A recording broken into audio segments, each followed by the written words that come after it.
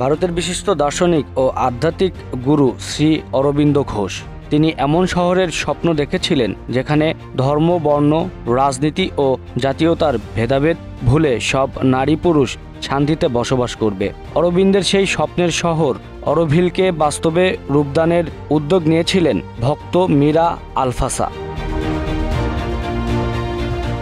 ভারতের তামিলনাড়ু রাজ্যের ভিল্লুপুরম জেলা ও কেন্দ্রশাসিত অঞ্চল পুদুচেরির কিছু অংশ নিয়ে 60-এর দশকে পরীক্ষামূলকভাবে গোড়াপতন ঘটে বিশ্বমানের স্বপ্নের শহরের। 1968 সালের 28 ফেব্রুয়ারি অরোভিলের যাত্রা শুরু হয়েছিল শ্রীমা মীরা আলফাসের হাত ধরে। পুরো ভিডিওটি দেখতে কমেন্টসে পিন করা লিঙ্কে ক্লিক করুন।